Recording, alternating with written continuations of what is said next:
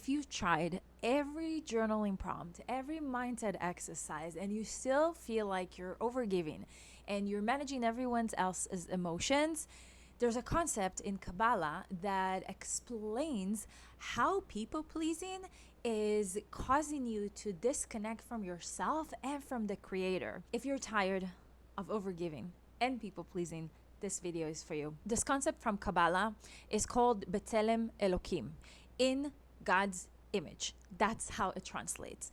It means and reminds us that we were created in the image of God, of the divine, of the creator of the world. When we remember that, we remember that we are creators ourselves. We remember that you can create your own reality.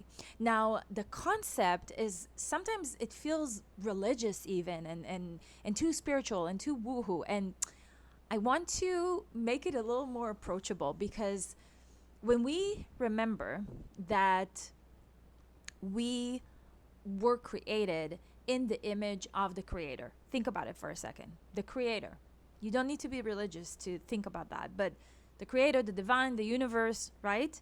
Somehow this whole wide world was created somehow, right? By a force, by an energy, an internal, infinite energy. This energy that created this whole wide world, the oceans, the sky, the earth, the plants, the nature, like all those things, the same energy that created all those things created you, created me. So when we realize that, how profound the concept is, we can take a step back for a second and realize that if this power, if this force created the whole world, that has the power to create the whole world, has created me, has created you, what does that mean? It means that inside of us, there's this spark, there's this strength to create our own freaking reality. This is mind-blowing, because when we remember that, and it's a practice, I can tell you that when I first came across this, I came across this like a while ago, obviously when I was a kid, but I never fully grasped how powerful it is. And then after my journey with overcoming people pleasing and healing people pleasing and setting boundaries, it was so hard for me. It took me years over years to learn how to set boundaries. I talk a lot about this in this channel. And at one point, when I came back to this teaching of Kabbalah, I was mind blown, because it made so much sense. And it explained that whenever we overgive, whenever we, and I love this example. So you see this cup of water. I have some of it, right?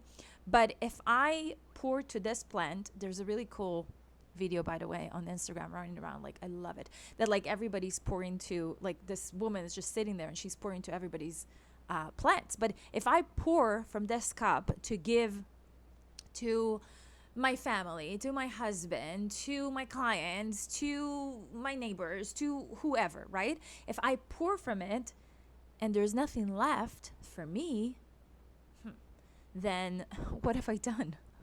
Right? And then I realized that once I pour all of it and I overgive and I overdo it, when I'm left with no energy, when I'm left lost, not even knowing who I am, I'm actually doing the opposite of what I'm intended to do on this planet. Because if I was created in the image of the Creator, yeah, overgives, right? Like there's infinite internal love around us to have for us. But also, how are we nourishing ourselves? Because when I will pour everything out of this cup and I'll be thirsty, what then? Right? So if we think about this concept that is in the image of the divine, in the image of the Creator, the power that the Creator has, you have inside of you. So when you overgive and you're left with nothing and you're feeling lost, where are you going to create from? Where are you going to thrive from? Where are you going to be okay from? Where are you going to get that energy from? So overgiving is going against, or people pleasing is kind of in a way even going against God's will or the Creator's will, or again, all the reason why we were being here and created on this planet.